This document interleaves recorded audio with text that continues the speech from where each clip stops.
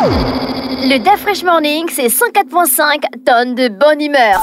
Tous les matins, la meilleure radio de la capitale. La meilleure radio de la capitale. Vous êtes sur Urban FM 104.5, la station urbaine dans le DAF Fresh Morning avec René Ruth. On retrouve Jean-Paul pour l'actualité internationale. Bonjour Jean-Paul. Bonjour René. Comment tu vas? Ça va très Aujourd'hui, bien. c'est le 8 mars 2024. Oui. C'est la journée internationale des droits des femmes. Oui. Est-ce que tu as un petit mot dessus? Déjà, demander aux femmes de s'impliquer davantage dans la lutte pour la préservation déjà des droits qu'elles ont acquis et aussi pour l'obtention d'une meilleure situation juridique. Je pense aux familles monoparentales, par exemple les femmes monoparentales. Elles doivent bénéficier de plus de reconnaissance d'un point de vue juridique, de plus de protection juridique, pardon. Et elles doivent bénéficier aussi de plus de soutien de la part de la nation parce que la femme est le socle de la famille aussi. Et en tant que telle, même les femmes qui sont dans des foyers, que ce soit en union libre ou des couples ou des femmes mariées, doivent aussi bénéficier d'une certaine forme de protection de la part du pays. Et donc, ça doit être l'occasion pour les femmes de faire une espèce d'introspection sur l'évolution d'un point de vue juridique de leur statut et de réfléchir au regard des enjeux qui sont les leurs actuellement et des enjeux présents et futurs. Quelles devraient être, vers quelle direction est-ce qu'elles devraient se battre pour voir l'amélioration de leurs conditions de vie être effective. D'accord. Alors, l'actualité internationale, on va dans quel pays aujourd'hui? On va aux États-Unis, on va essayer de décortiquer le discours sur l'état de l'Union. Il faut savoir que c'est une tradition aux États-Unis. Chaque début d'année, chaque chaque mois de mars, en début mars, le président des États-Unis réunit ce qu'on appelle les différents corpus de la nation, donc les parlementaires, donc le Congrès, les forces de sécurité et de défense, les membres des corps diplomatiques, et puis il leur donne au cours d'un discours sa vision pour les 12 prochains mois. Il ne donne pas de plan, il ne donne pas de programme, non, il donne la vision parce que c'est le président donne la vision, il donne le cap. Maintenant, c'est au gouvernement de rendre cette vision-là une réalité. Et c'est l'une des rares choses que j'apprécie vraiment dans la démocratie américaine, ce moment-là très, très solennel. Moi, j'aimerais vraiment que nos dirigeants, notamment au Gabon, que le Pourquoi tu que le fais Gabon s'en directement la inspire. comparaison? Parce que c'est un moment, au lieu de faire, moi par exemple, j'aurais suggéré au président de la transition, au lieu de faire un discours de nouvel an, je pense que c'est désuet. Il devrait faire ce qu'on appelle un discours sur l'état de la nation. Et donc dans ce moment-là solennel, qui se ferait non plus devant une caméra dans un bureau à la présidence, mais dans un lieu solennel, en plein de solennité, c'est-à-dire il réunit et le Congrès et les membres des forces de défense et de sécurité. Il réunit les membres des corps diplomatiques accrédités à Libreville. On ajoute les représentants des congrégations religieuses, puis les ONG, du moins les plus importantes ou bien les plus représentatives de la société civile, et il les réunit tous. Et au cours d'une allocution, donc, en direct, il leur dit à tous ces représentants de toutes les composantes de la nation, y compris les étrangers qui vivent au Gabon par le biais de leurs représentants diplomatiques, il leur donne la vision pour les 12 prochains mois à la tête du Gabon. Et donc, ce sera, comme je le dis, il donne les grandes lignes. Il n'est pas là pour faire un plan détaillé. Ce sera au gouvernement de mettre ça en pratique. Et donc, au cours de cette allocution sur le discours de l'état de la nation, il va donc expliquer aussi bien sur le plan politique, sur le plan économique, sur le plan social, sur le plan diplomatique, sur le plan parfois de la défense de la sécurité, sur des enjeux du moment comme l'écologie, comme le développement durable, comme la préservation des écosystèmes. Donc sur toutes ces questions-là, il va donner sa vision et donc il va donner, si tu veux, le cap l'empreinte qu'il entend donner au Gabon au cours des 12 ou donc nous sommes déjà en mars, ou disons des 10 prochains mois. Et donc ça vraiment, ça aurait été, à mon sens, quelque chose de plus fort en termes d'image, en termes d'impact politique et aussi en termes de légitimité. Ça permettrait d'asseoir véritablement par l'empreinte que cette cérémonie donnerait, ça va vraiment asseoir la légitimité du président de la transition. Donc, de mon point de vue, moi j'opte plutôt vers ce schéma-là. Oui. Plutôt, maintenant, on ne peut pas faire ça en mars. Moi, j'aurais suggéré que ça se fasse peut-être la deuxième semaine du mois de janvier pour laisser autant à ces équipes de véritablement préparer le peaufiner discours. Mais quand on fait ça, et bien entendu, ce discours-là est diffusé en direct à la télévision. Et donc, et là, vraiment, c'est un moment très, très fort où les gens vont véritablement être en connexion. Et du coup, quel était le contenu du discours sur l'état de l'Union de Joe Biden? C'était même pas un discours sur l'état de l'Union, c'était une allocation du début de campagne. Et ça, véritablement, ça, c'est le deuxième point sur lequel je voudrais m'appesantir. C'est-à-dire que, évidemment, moi, je comprends Joe Biden, on est en année électorale, et donc on sera après des primaires très importantes, donc de Super Tuesday qui ont véritablement confirmé quels sont les deux challengers qui vont s'affronter en novembre prochain au cours de l'élection présidentielle. Donc, on sait, c'est Joe Biden et Donald Trump, parce que les deux ont réalisé un véritable raz-de-marée durant ces Super Tuesday. Sur les 15 États qui étaient en lice pour le côté républicain, Donald Trump en a remporté 14. Nikki Haley n'a remporté que l'État du Vermont. Et à l'issue de ce Super Tuesday, elle a dû accepter la réalité, c'est-à-dire que pour elle, la campagne était terminée, quoi. Donc elle a jeté l'éponge. Et du côté de Joe Biden, il a fait encore mieux. Sur les 15 États du côté des démocrates, Joe Biden a remporté la totalité des scrutins dans ces États-là. Donc, bref, on savait déjà. Mais ce qui est quand même assez étonnant, c'est que, à mon sens, Joe Biden reste encore le président en exercice. Et donc, le discours sur l'état de l'Union, c'est quand même un discours politique d'abord, où il s'adresse à la nation américaine. Il a attaqué Donald Trump.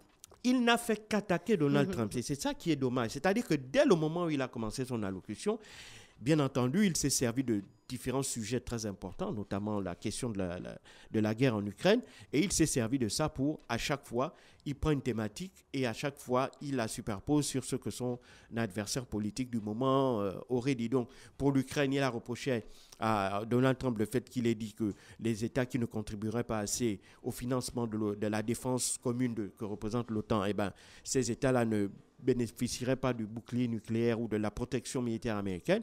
Et donc, il a aussi fait tout un ensemble de reproches sur le blocage de l'aide des 60 milliards à l'Ukraine, sur le fait que pour Donald Trump aussi, il y a la question écologique. Il estime que si Donald Trump revient au pouvoir, il faut dire que ce serait mort pour les accords pour la lutte contre les changements climatiques. Il ne faut pas oublier que Donald Trump avait décidé de sortir des accords de Paris, de la COP 2015.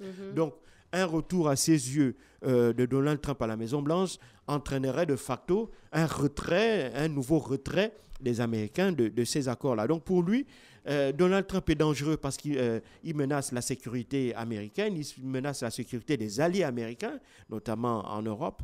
Il menace la sécurité écologique de la nation parce qu'il sortirait des accords sur le climat. Et donc, pour lui, Donald Trump est véritablement une menace aussi pour la démocratie et les libertés. Donc, véritablement, c'est ce qu'il faut retenir, grosso modo, de cette allocution. Mais quand il dit, depuis le président Lincoln et la guerre de sécession, jamais notre liberté et démocratie n'ont été attaquées dans notre pays comme elles le sont aujourd'hui. Mais elle est attaquée par qui ? Elle est attaquée aussi bien par les hommes politiques que par le pouvoir américain.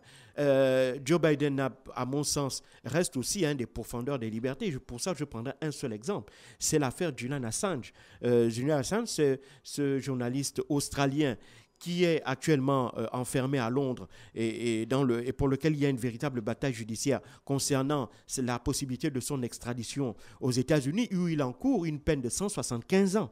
Il ne faut pas oublier que Julian Assange, c'est un journaliste, et donc il a permis de rendre public un certain nombre de faits que nous n'aurions jamais découverts s'il n'y avait pas eu Wikileaks. Donc, en tant que lanceur d'alerte, c'est un défenseur de la liberté, notamment la liberté d'expression. Et donc, voir que le président de la nation ou du pays qui se considère comme étant le fer de lance de la démocratie, le fer de lance de la liberté d'expression dans le monde, est vent debout pour incarcérer une personne qui justement a fait preuve de courage au nom de cette même liberté d'expression-là, c'est quand même assez préoccupant. Donc je pense que les libertés sont menacées de toutes parts, aussi bien aussi par par Donald Trump, pardon. Donald Trump aussi, c'est pas un exemple. On l'a vu durant ces 4 années à la présidence où il n'a cessé d'attaquer tout ce qui n'avait pas pas la même vision que lui. Hein. Et ça avait entraîné des situations particulièrement violentes. On avait vu des attaques où, lors des manifestations dans lesquelles les suprémacistes blancs attaquaient ceux qui se battaient pour la question notamment du déboulonnement de certaines statues ou de certaines personnalités qui étaient jugées comme étant esclavagistes et donc qui entachaient un peu l'histoire de l'Amérique. Donc il y avait cette question-là et on a vu les dérapages que cela a entraîné. Et à l'époque, Donald Trump n'était pas un président qui était un rassembleur. Au contraire, il ne faisait qu'appuyer sur ces clivages-là. Donc si tu veux, on est à un point aux États-Unis où véritablement les mots tels que liberté d'expression, tels que démocratie, n'ont plus le même sens pour l'ensemble des citoyens américains. Chaque camp a sa propre interprétation, a sa propre compréhension de la liberté d'expression, de la démocratie, de l'état de droit. Et on le voit très bien. C'est la première fois qu'on a à la fois 2 présidents américains qui sont candidats à 2 citoyens américains, dont un président sortant et un ancien président. D'abord, ça, c'est la première chose inédite. La deuxième chose, c'est que les 2 candidats ont quand même d'énormes casseroles. Ils traînent des casseroles. Donald Trump, il a toute une série d'affaires judiciaires qui sont en cours, même s'il a remporté des victoires très importantes juridiques, hein, qui ont un impact favorable politique et qui pourront garantir, du moins dans les semaines ou les mois à venir, son avenir politique, donc à l'issue de cette élection présidentielle. Mais on a aussi un président, Joe Biden, qui n'est pas s'entraîner des casseroles, notamment l'affaire Hunter Biden, pour laquelle c'est parce qu'il est encore président que l'on n'arrive pas encore à connaître le fin mot de l'histoire. Parce que tout le monde se demande comment cet homme, fils de Joe Biden, a-t-il pu bénéficier d'un poste au conseil d'administration de l'entreprise Burisma. Burisma, c'est une entreprise ukrainienne qui était chargée de gérer, si tu veux, les gazoducs qui passent par l'Ukraine pour aller du côté de l'Europe. Et donc, Burisma, c'est une entreprise donc, qui engrange beaucoup d'argent. Et comment est-ce que Hunter Biden avait fait pour se retrouver au conseil d'administration de cette entreprise quand on sait qu'il n'avait aucun lien avec ce milieu-là? Donc, il y a aussi tout autre, plein d'histoires. L'histoire de son ordinateur sur lequel on avait découvert un certain nombre de choses. Il a été jugé pour ça. Il a reconnu, il avait plaidé coupable pour l'évasion fiscale, pour la consommation de drogue et un certain nombre de problèmes. Donc, tout ça et d'autres affaires sont encore en cours. Et donc, tout ça fait qu'on est dans une situation totalement inédite où on a 2 protagonistes à une élection quand même importante, l'élection américaine, mais ces 2 hommes-là traînent des casseroles, aussi bien sur le plan judiciaire que sur le plan politique. Et ces 2 hommes-là ont un discours de plus en plus clivant qui, à mon avis, n'est pas bon pour le futur de la nation américaine. Parce qu'aujourd'hui, on est dans un tel clivage, on est dans une telle division de la société américaine qu'on se demande même comment est-ce que les Américains vont se regarder demain. Mais, fort heureusement pour l'instant, on a l'impression que ce clivage-là, pour le moment, il n'est que politique, parce que lorsque vous regardez sur le plan économique, les programmes de Joe Biden et de Donald Trump ne sont pas très, très différents. Hein. Sur le plan économique, il considère qu'il y a une menace systémique qui est là, une menace existentielle, c'est la Chine. Et donc, il faut tout mettre en œuvre pour empêcher que la Chine ne devienne la superpuissance économique. Elle est déjà une très, très grande puissance, mais la menace de l'hégémonie sur le plan américain, l'hégémonie économique américaine est menacée. Donc, de ce point de vue, les 2 se rejoignent. Et puis, les 2 aussi sont d'accord pour la mise en place de toute une série de mesures qui viseraient à affaiblir économiquement l'Europe et à renforcer la position des États-Unis vis-à-vis de l'Europe. On le voit avec l'IRA, l'Inflation Reduction Act que Joe Biden a fait voter, qui est un vaste plan de subvention pour les entreprises américaines et un plan aussi qui permet de leur octroyer un certain nombre d'avantages fiscaux à condition que ces entreprises-là produisent sur le sol américain. Et donc ça a déjà des effets extrêmement bénéfiques pour les Américains puisqu'on assiste à des vagues de relocalisation d'entreprises ou d'installation de nouvelles entreprises qui étaient principalement en Europe. On le voit, une grande migration d'entreprises allemandes notamment.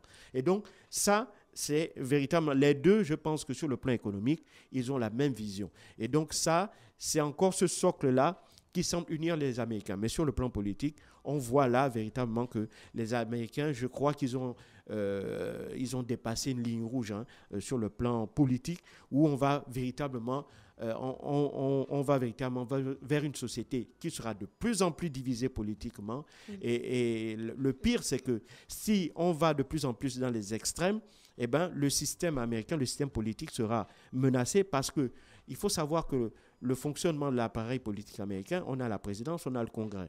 Et donc, le principe voudrait que les pouvoirs soient partagés entre le pouvoir exécutif, et le législatif et le judiciaire.